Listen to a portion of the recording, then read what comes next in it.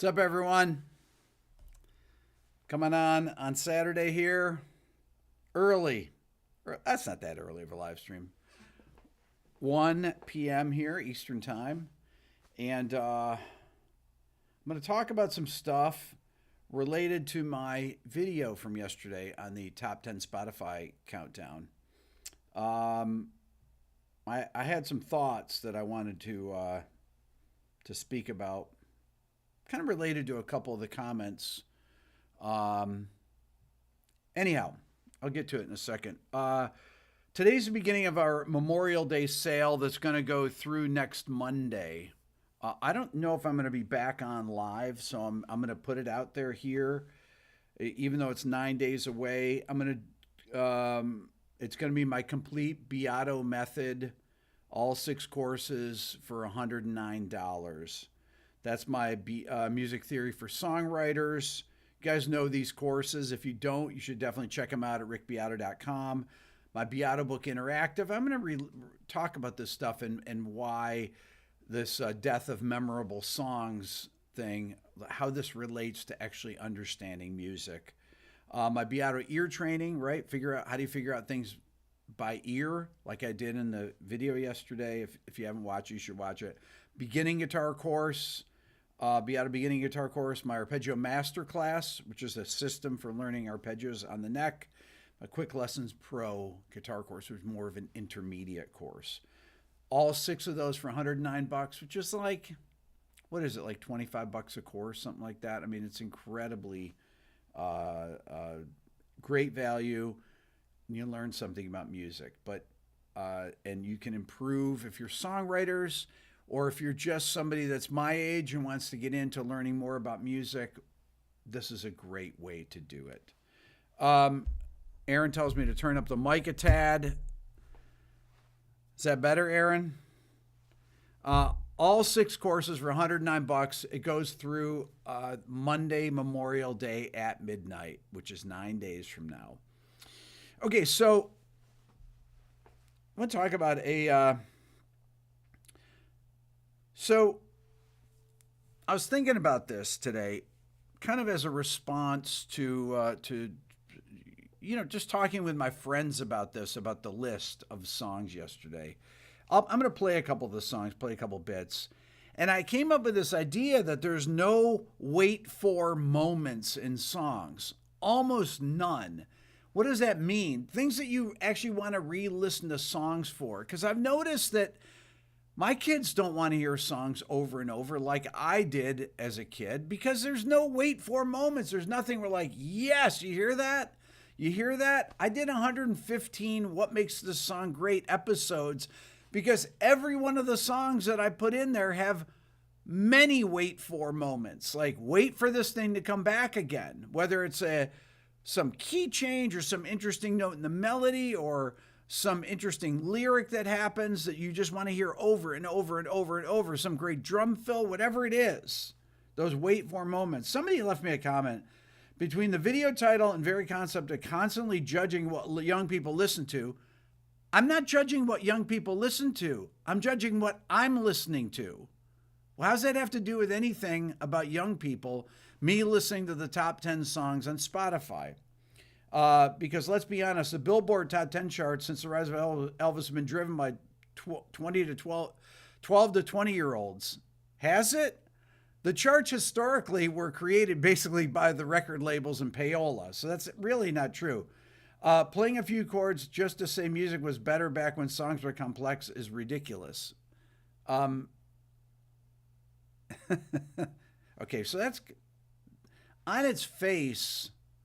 Let's just say that no, that's laughable. And then it's here's the thing.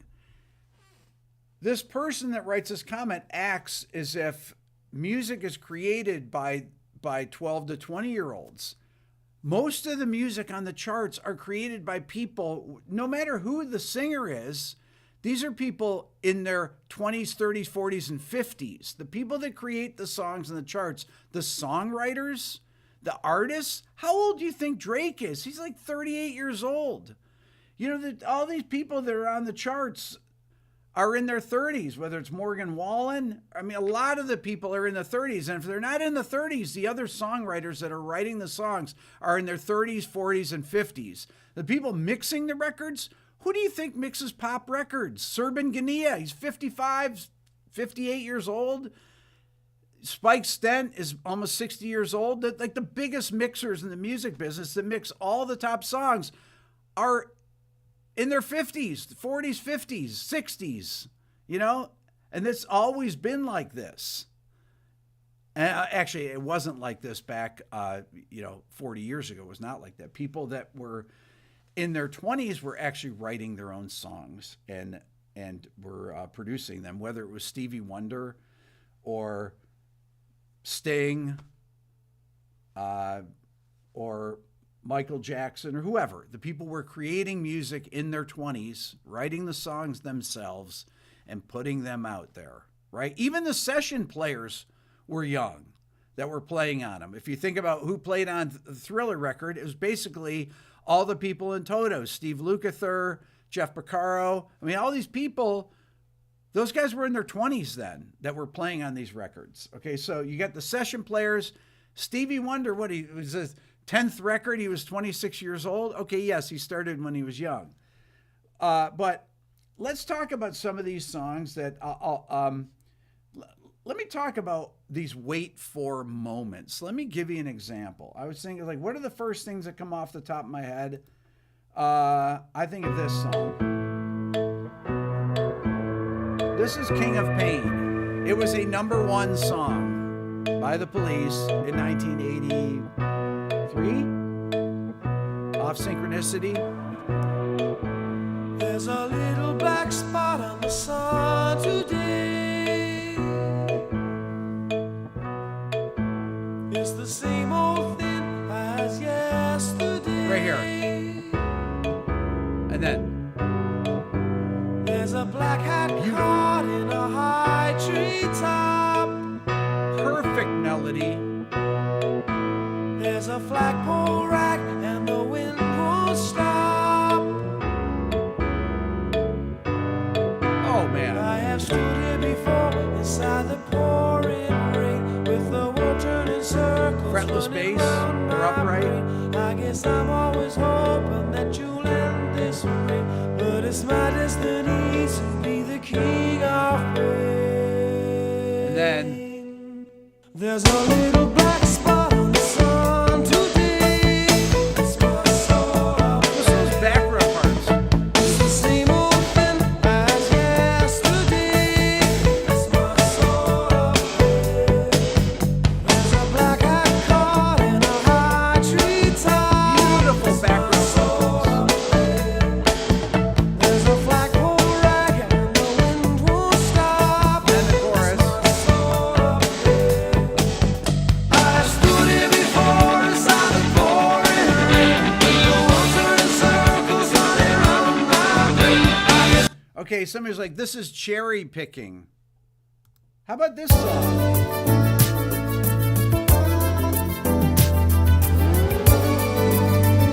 Human Nature.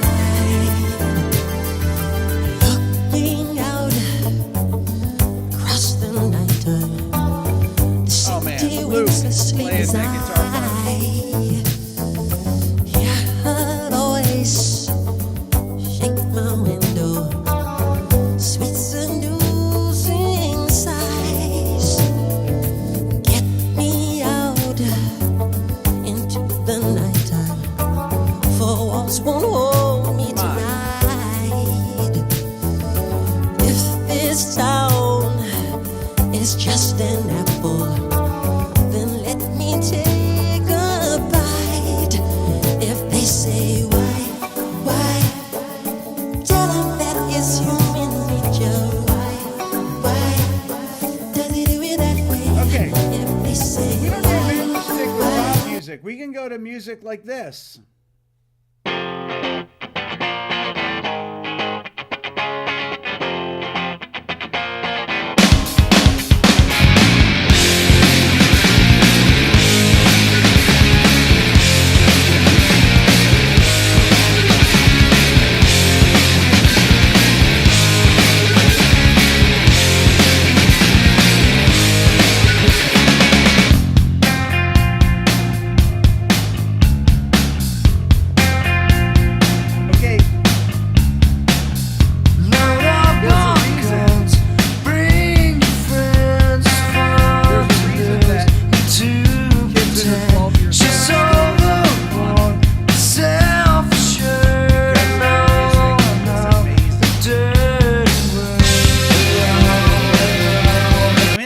play any song off this record, and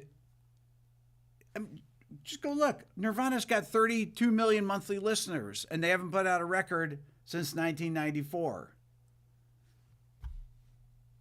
What about this?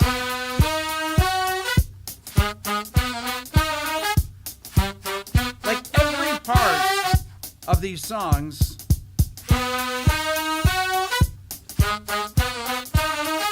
is interesting. Music is a world within No itself. computers With a language required. we all understand. With an equal opportunity for all to sing, dance, and clap their hands. But just because the record has a groove, don't make it in the groove. But you can tell right away it's Dr. A when the people start to move. They can feel it all over. They can feel it all over people. They can feel it all over.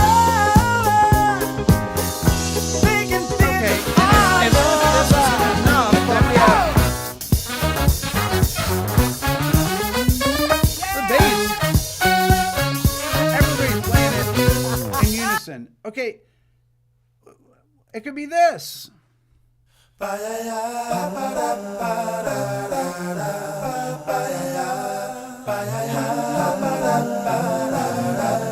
All these songs were #1 songs.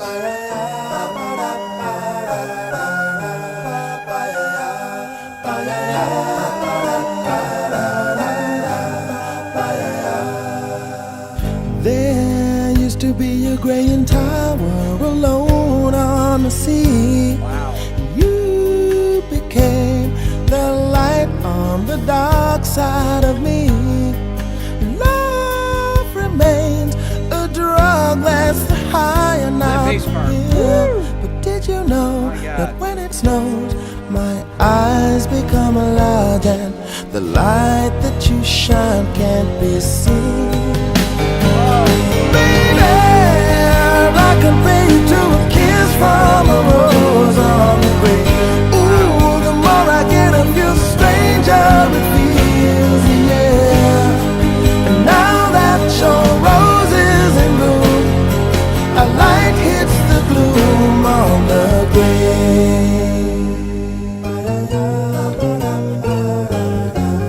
Okay, so all right. Right? This is unbelievable. Now, I didn't even play any Beatles. I didn't play ABBA. I didn't play the Jackson 5 or anything. Well, let me play some Beatles here.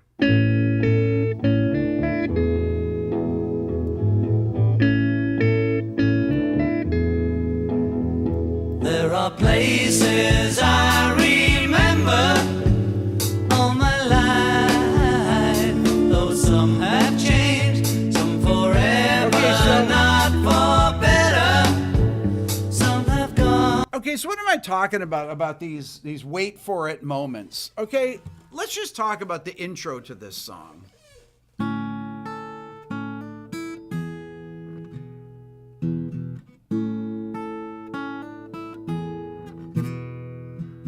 Places I remember all my life, though some have changed. A perfect melody. It has an amazing intro hook to it.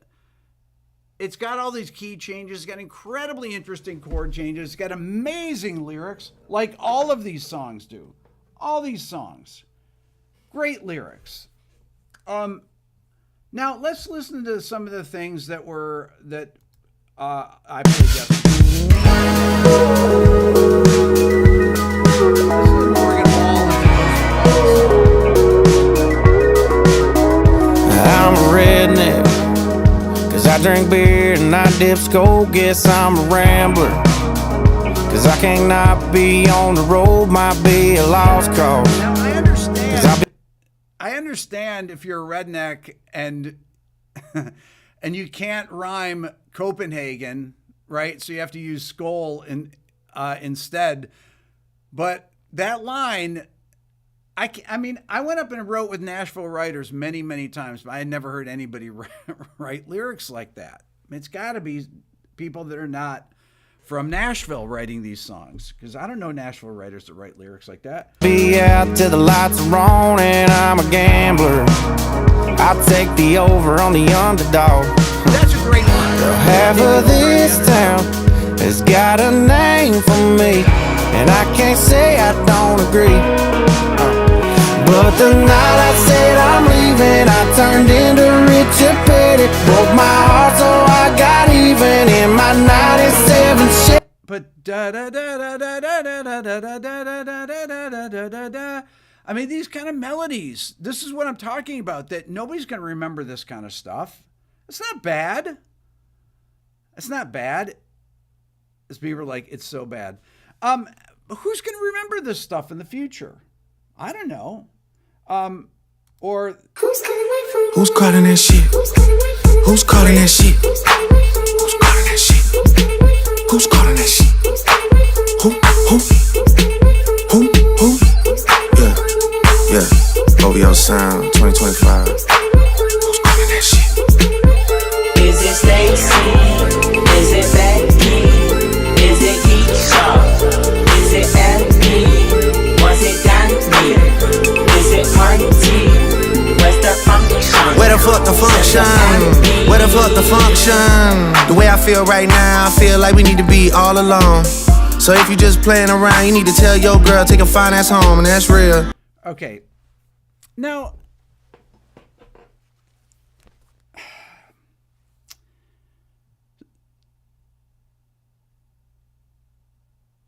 what I'm doing here, so like, for calling me out for criticizing today's music is kind of a false equivalency, right? I'm not being nostalgic for what, or comparing it to younger generations. First of all, I don't think this is a thing. It's like whatever is on the charts, I don't have any control over. I just open up Spotify. I put top US songs for this day, and it's really just for the day when I do it. And these songs, it's not like these songs are written for young kids, okay? We don't know who's listening to these songs. And music of today, like, who's Drake's audience? The guy's 38 years old. His audience is older people, I think, right? Who's Morgan Wallen? Morgan Wallen's 32 years old. Who's his audience? Is it 12-year-old kids? I don't know any 12-year-old kids listening to that. I played this song, Jess Murph. Boy, I'm mad, boy, I'm mad, boy, I'm mad at you. I had to get back at you. I had to get back at you.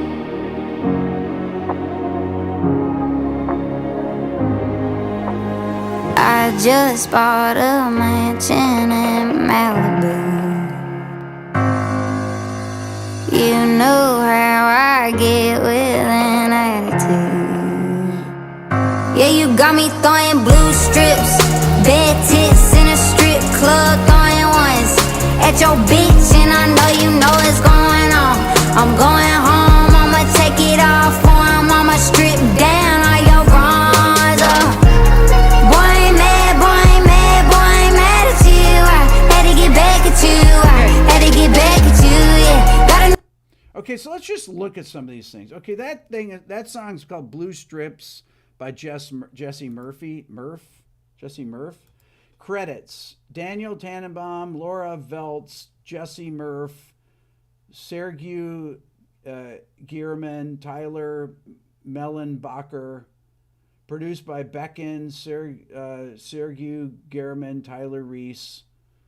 It's on Columbia Big Machine. Must be a country song. Doesn't sound like a country song, but it must be a country artist. Most of these songs are written by 6-7 people. They literally are written by people. The Morgan Wallen song with Post Malone. Let's see, credits. How many people? Austin Post, Ernest Keith Smith, Louis Bell, Michael Hardy, Morgan Wallen, Ryan, somebody or other. Okay, so these are produced by Joy Moy, produced by one person. Joy Moy is a big Nashville producer, great producer. Did like Florida Georgia Line. That's where he got his first big hits back in 2013 or so. And Joey Moy engineered and mixed all the Nickelback records. He was partners with Chad Kroeger, and left and moved to Nashville. He's a talented guy, and produced tons of hit records. I think he worked with Rascal Flatts, or maybe no, that was Dan Huff. I think did a lot of Rascal Flatts. Anyways, very successful producer. But these songs are written by committees. They're designed to appeal to the broadest group of people possible. But to me, they lack any emotional depth or artistry. It's my own opinion, though. Is that me yelling at clouds by giving my opinion? What does my opinion have to do with yelling at clouds? Somebody says my volume is low.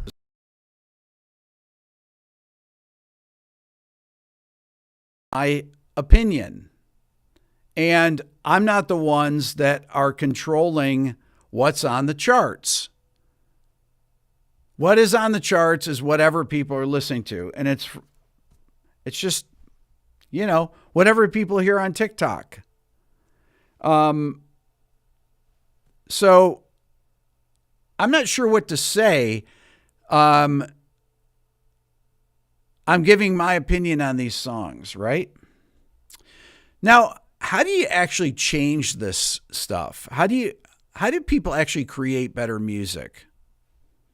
That to me is an interesting topic. And I think that one way is for people to study, is to make their music more interesting. Have these wait for it moments. Is there any wait for it moments in this song here? New man got a new damn mansion in Malibu. I had to get back at you. I had to get back at you. Smoking cigarettes on balconies. I ain't jumping, but I'll die to settle scores. All your business getting. I mean, is that like this? There's no way the band can lose. You can feel it all over. You can feel it all over, people. You can feel it all over. You can feel it all over, people. You can feel it all over. You can feel it.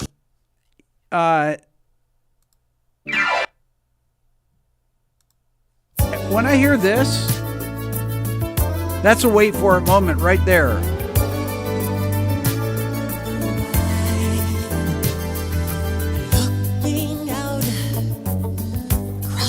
One of the things that I think has happened in music over the last generation or so, at least since the mid 2000s, let's say since 2008, because the death of the music business was in many ways probably around 2005. This is when record labels stopped taking a chance, and all the budgets disappeared for records, and then people had to make records on their own, which they started doing. And it's great that you could do stuff on your own. I can make my own live videos right here. I don't have to be on CNN or whatever. I don't have to be on network TV. I don't have to be on anything. I just come on YouTube. I come on Instagram, TikTok, whatever. And just, you got a mic, you got a camera, you can go on. But there has been such a decline in the in people learning music.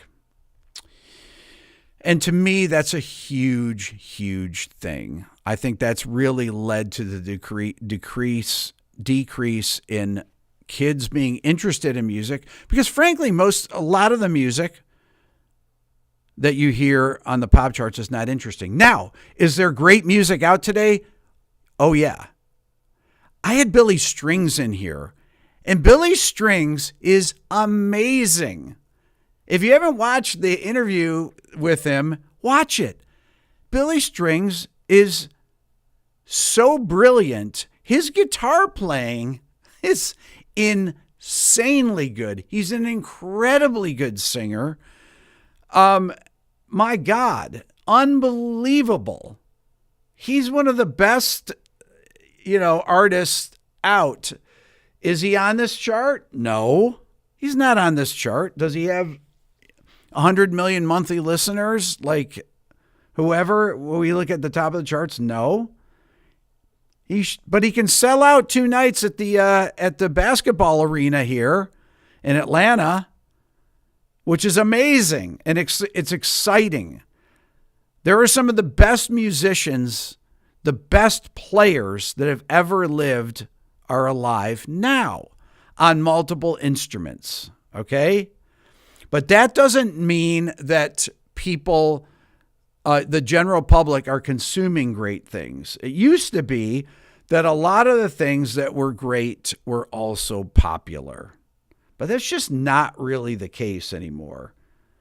And this thing like the charts always sucked, I don't buy that. There are songs, go back 30 years, 40 years, take 2 months worth of charts and you're going to have songs that you still hear today. Just a fact. You will. Are you going to listen to any of these songs that I played yesterday 20 years from now? I doubt it. I doubt you will. But how do you get better at writing songs? By learning stuff about music. This has been kind of my thing since I started my channel. When almost 9 years ago. It'll be 9 years 2 weeks from now that I've been on YouTube. And when I started on YouTube, about 3 months into my channel, I started selling my Beato book. It was just a PDF then. There was no video content. There were not many people were selling. I don't know anybody who was selling video courses. Probably there were back in 2016, but I eventually made it into a video course. And now I have 6 educational courses that I sell. And those 6 courses, Mike's pasting them in here. My Memorial Day special, 85% off. I'm just reading that right now. Right? What are my courses? My music theory for songwriters.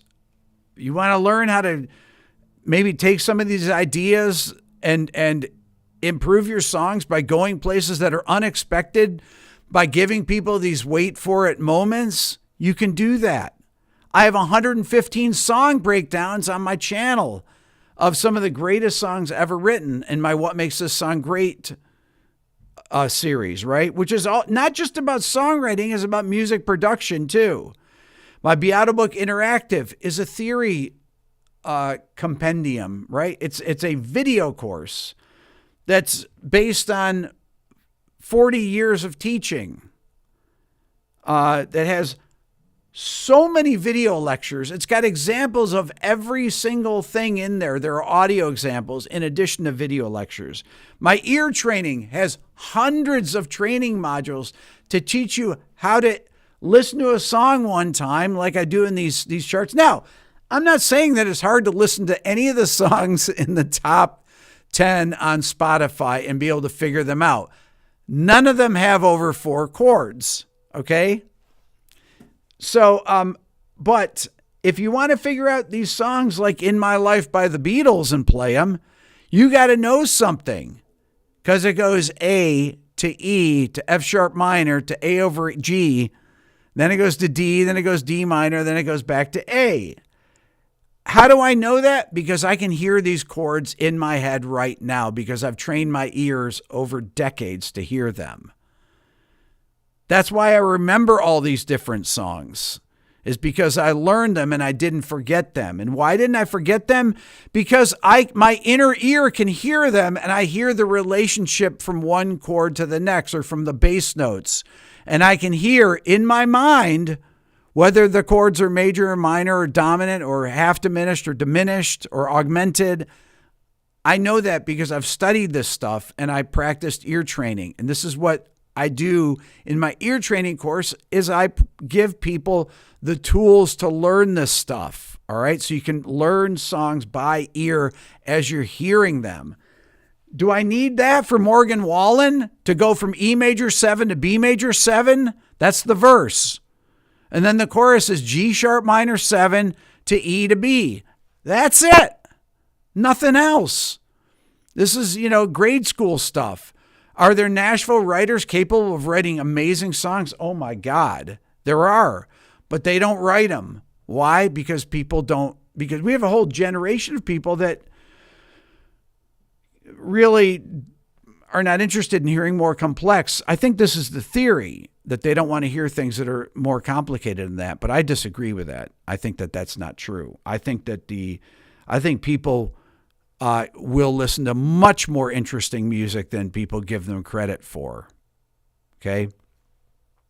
When I hear these songs, I know what they are. That's why, but that's from ear training. My other courses in here, my beginner guitar course, my Arpeggio Masterclass, my Quick Lessons Pro, those are things that are specifically for people that play guitar.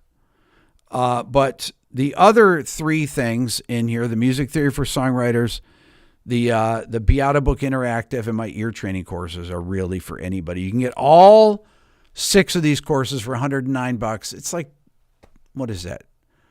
4 would be $25 a course. It's 6 courses for $109. What is it? 20 is not even 20. Is it even $25 a course? I'm terrible with math. I'm sorry. That's an incredibly good deal. Whatever it is. Mike says that it's a 85% off savings. It's my complete method. I did it one other time this year. Otherwise, I've never sold all 6 of these courses. I'm doing it through Memorial Day. I hope that people will learn more about music. I hope that kids will get back into learning instruments. The ones that are doing it, like I said, are the best ever. They are. My God. Some of the people I've had on here, besides Billy Strings, Matteo Mancuso, Mateus Asado, these are unbelievable. And the people that somebody says, Rick does talk about Billy. I talk about Billie Eilish. Billie Eilish is incredibly talented. Her and her brother Phineas write their own songs and they produce them themselves. They don't need 10 people to write them. They write them themselves, right? The amount of people that write their own songs. When I look at Kiss from a Rose, who's the songwriter? Seal. Who's the producer? Trevor Horn. Who's the songwriter on Human Nature? Who is it? Is it Steve Porcaro? And let's see here.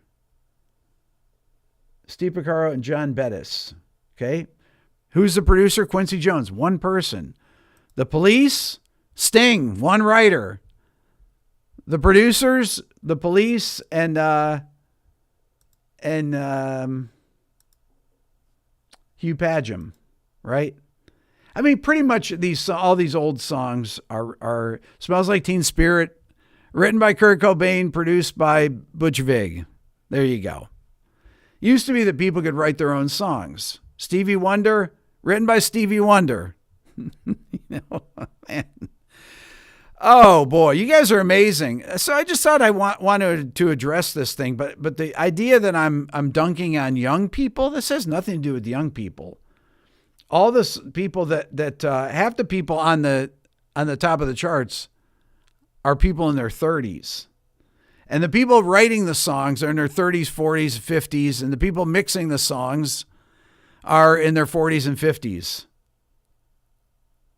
So the idea that that I'm dunking on people that are kids that are writing their own songs, it's like these pop songs are written by old people. Anyways, that's all I have to say for today. It's been great. Love to know your thoughts. Hit subscribe. We're getting near 5 million.